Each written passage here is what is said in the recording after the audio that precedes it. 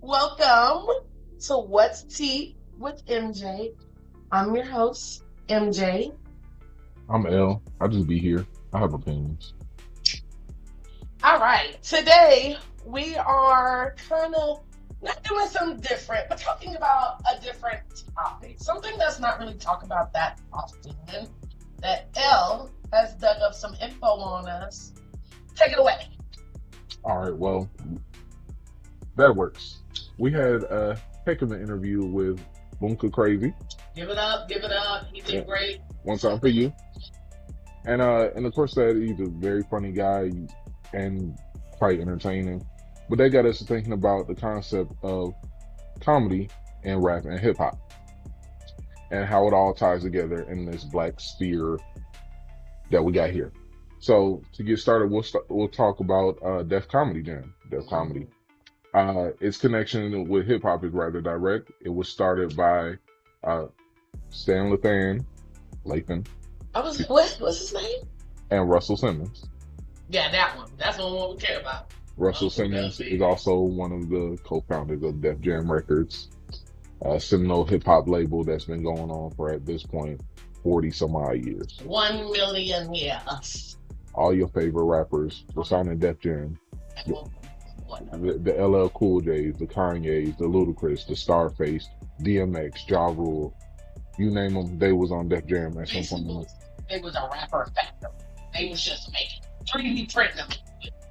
That'll work. During his early success with Def Jam, he started expanding out, and in 1989 he started Def Comedy Jam, which showcased the black comedic experience, which while around wasn't kind of on the front stage at that point in time. And Def Comedy Jam ran for forever, about a decade. It introduced and put on the spot some of our favorite comedians today. Uh, Steve Harvey was on there. Monique was on there. I believe Ricky Smiley was on there.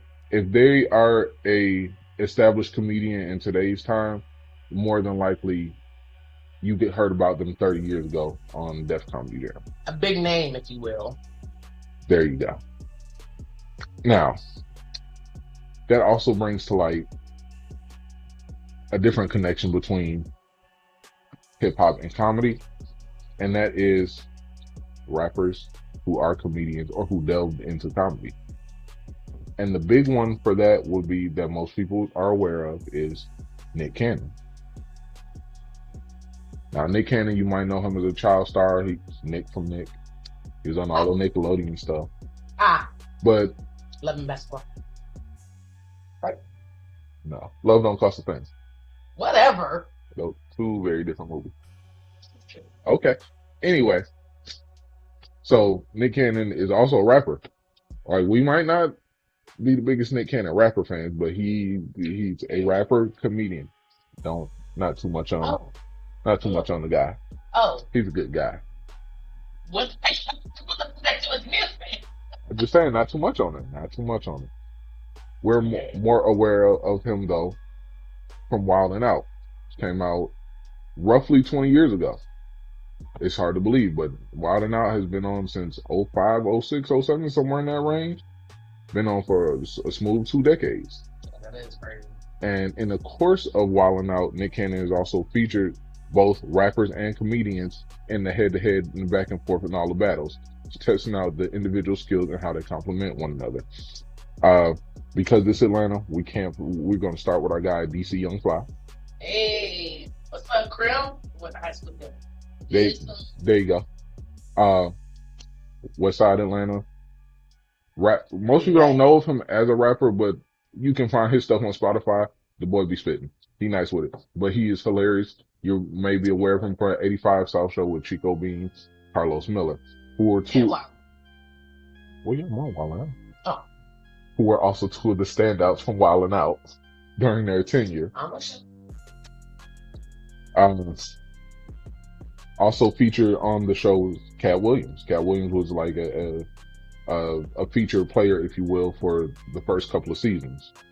Also included in that were people who weren't necessarily community, but more on the rap side. Justina Valentine from Jersey, Charlie Clips, who's from Uptown, New York, Conceited.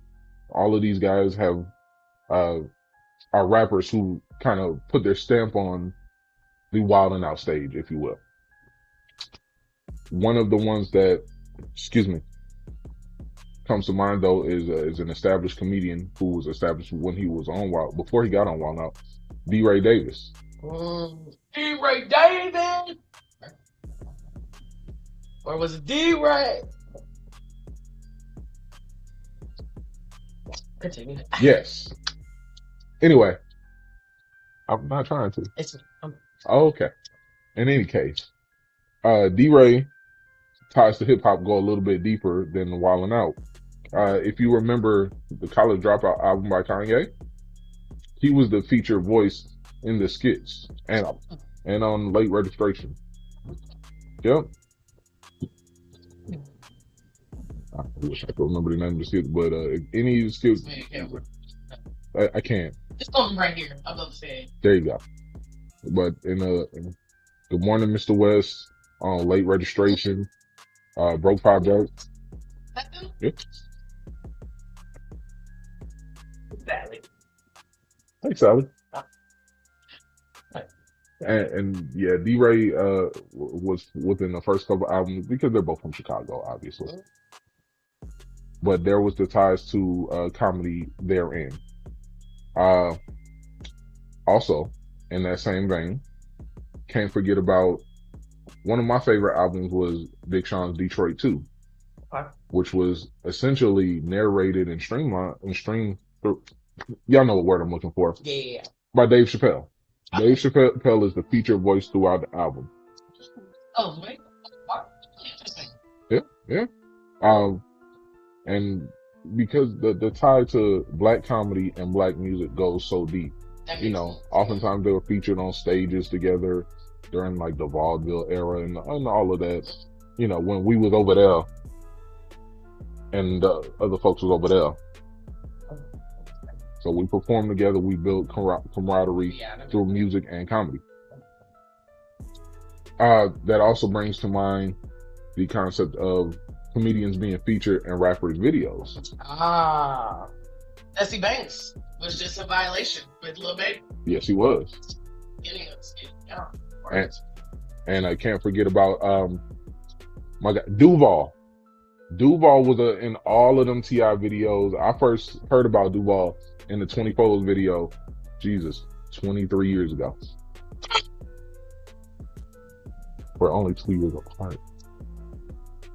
Still. Also, something I didn't notice until I became a fan of his, one of my favorite comedians is Ali Sadiq. It wasn't until I became a fan of his and I was watching older videos, I noticed he was in the Mike Jones Back Then video as the guy, you know, pushing back on Mike. And yeah. Do you think that music artists, rappers pretty much, were using, but attracting comedians to be in their videos because it brought like a different flair to the music video instead of it being like girls and money and cars? It was like something more relatable. Like, why do you think that they, like, I guess like putting them on the track sense, but why do you think they were including them to the videos so much? Like, what do you think tied back to that? Oh, there's a long history of like cameos in music videos where just the artist crew or somebody they've collaborated with. It could be as simple as they was in the same spot at the same time. We were shooting a video in my neighborhood.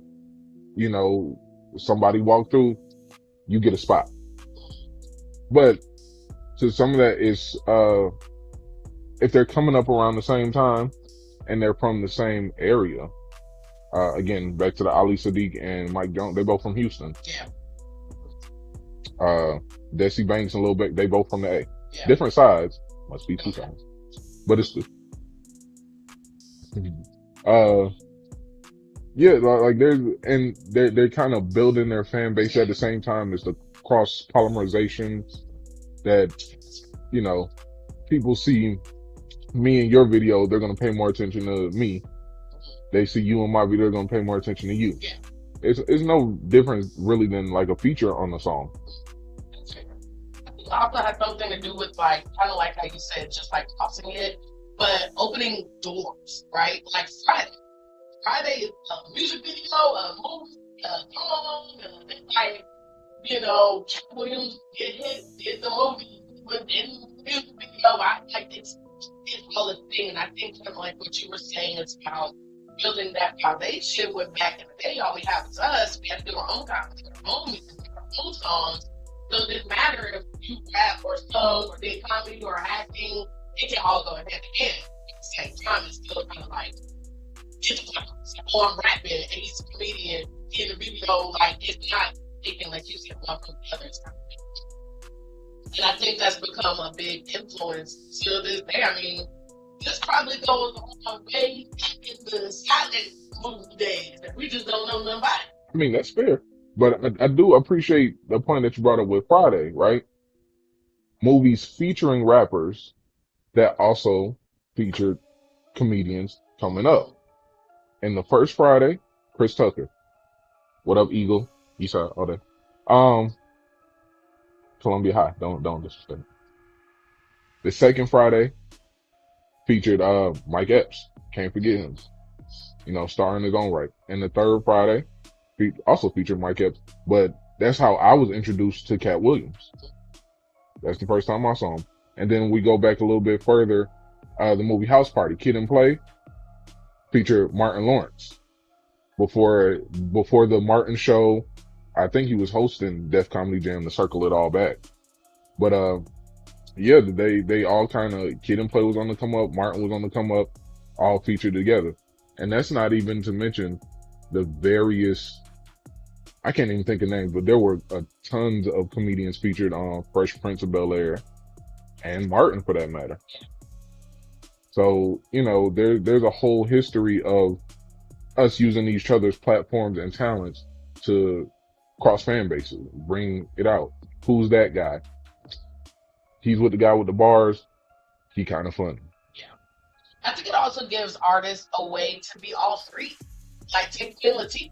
Queen Latifah started off as a rapper, and then she went into singing, let's just say. And then she went into acting or comedy, and however, but it's like she went through all the stages. She got a chance to do all of it, and I think that's a big deal too because you'll get comedians that do this, you'll get comedians that do that. They may pitch off and be like, hey man, that really sucked. I should probably stick to it. He's just doing it. He's literally starting a comedy show and he just kind of said, oh, wait, this is not rapping. But before he got into his comedy show, he hadn't really rapped like that in forever. Right. Then, of his time, he's one of the greatest. And then he was like, no, now I'm going to leave it to everybody else. Then he popped up with comedy. And he's back to rap. So I think it's a big in the culture of letting everybody get a chance. Mm-hmm. Like, they may not even but they know Mike Epps. So they're like, hey man, I want to jump on stage. Mike Epps like, yeah, I remember that Friday or whatever that shirt. Come on, whatever. And I think the way that the culture kind of influences back into today is that, to your point, it all kind of like since it doesn't have to be separate. That's right. They're all together. I don't know what this is, but they're all together in a simple. And I'm going to bring back, because you mentioned Queen Latifah, but I think the best example of people who do it all, and I know we're delving a little bit into acting, even though that's not the focus. Childish Gambino / Donald Glover, because he's literally been all three. He's been a stand-up comedian, an actor, and a rapper. Matter of fact, when I was first introduced to him, 2011, 2012, he had put out his stand-up special Weirdo at the same time he put out his EP, I think, which was called the EP. And he was on the show Community all at the same time. He was actively doing all three. And now he kind of dropped the comedy, although he didn't leave it out completely. The show Atlanta, which is freaking hilarious. It is hilarious. And it is true to the Atlanta life. Sure is. Like, you can tell he from here. That is some Atlanta shit.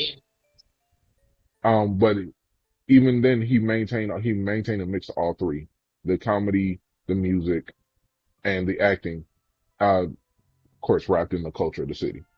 But I just to the point that, comedy and rap, as long as they've both been on the come up, as long as rap has been on the come up and black comedy has had its renaissance, they've been kind of intertwined. Yeah.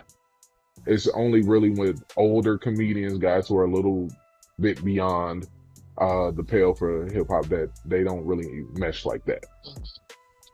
But yeah, long and short, that's I would even like to go as far as say you can't have one without because I feel like when it comes to certain rappers, like that is their persona. Eminem, yes, he's a dark rapper. But when he launched on the scene, we knew him as he's talking about a little later. So a lot of his rap is funny punchline, humorous. The Superman music video, it's like a literal cartoon in real life. and to that point, we can get into the parody aspect of it. Weird Al Yankovic, whichever. At first, that I heard about him was Amish Paradise, which is a parody of Gangsta Paradise by Coolio. I love this song. Oh, okay. I mean, Amish Paradise is pretty funny. But the biggest one, at least in terms of our culture, was the White and Nerdy parody of Ride and Dirty. Oh man, that one went triple platinum in the hood. Sure. You know, somebody you too young to be. Go to YouTube and look up Ride and Dirty. Watch the original Chameleonaire and Crazy Bone. Can't leave them out. Can't. And then turn around and watch White and Nerdy by Weird Al. It's hilarious. It is. And I think that's how most musical artists view comedy. It's like we're all doing it's all art. You know, whether you get on stage and you do stand up, whether you're Eminem and making some weird music video, Weird Al, whatever, whether you do it in a movie, where you have a cameo in a music video, I think it's all expressive. I don't think, well, it is all expressive. You know, people do comedy, you always hear all the time, like, laugh instead of cry, or like, laugh at your pains or whatever. You wouldn't really have any of this stuff without comedy. And I'm not, for me, that's big. I'm not a big comedy fan. I don't really watch comedy movies. I went to Desi Bank stand up. It was okay. Like, I'm just not a big comedy fan.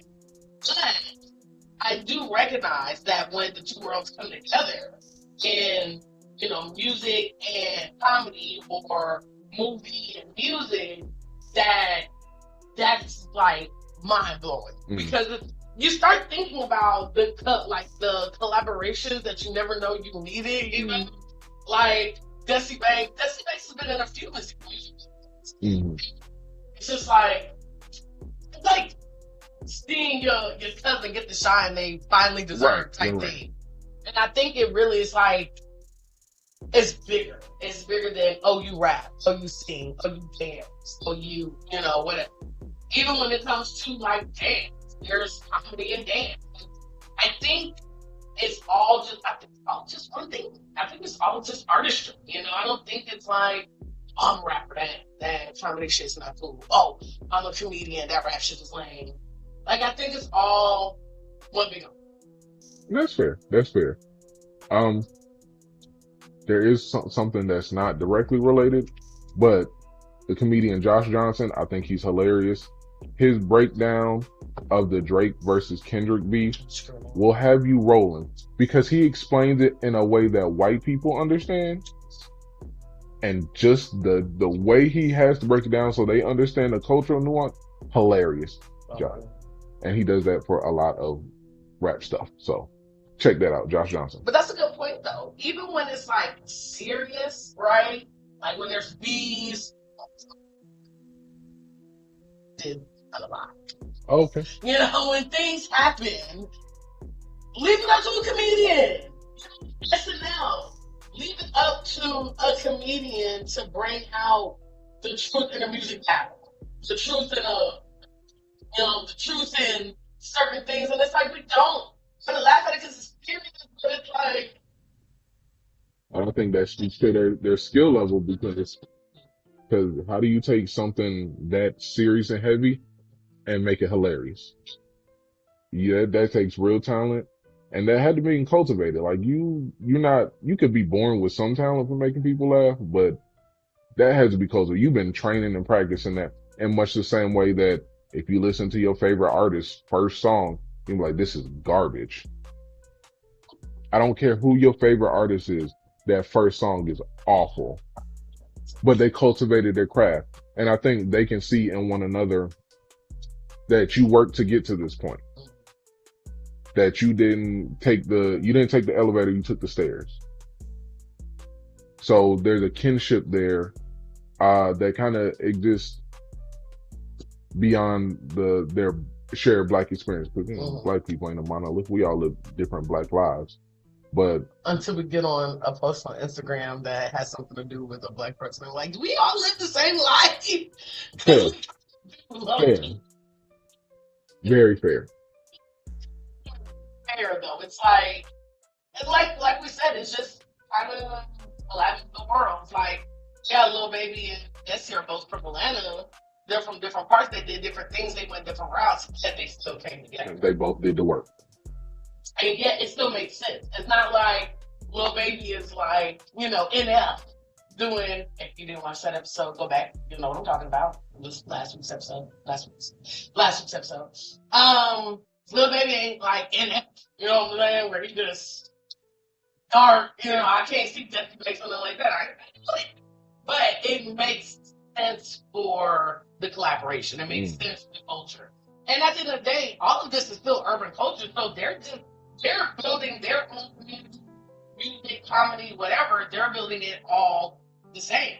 Oh, you see that's the baseline of Lil Baby, Lil Baby, blah, blah, blah. Like it gets the people going.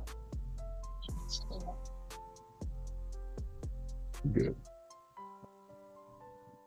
But yeah, I do think that it is important. I do think it's important for comedy to be involved in music and comedy, music and acting, vice versa. I think it all coming together. If it was all a separate thing, it wouldn't hit the same. They're like a 1-2 punch. Exactly. And we need the whole.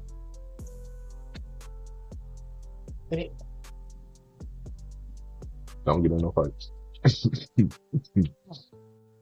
So yes, I do believe that all the culture is coming together no matter of the artistry. It's all art, and we support it.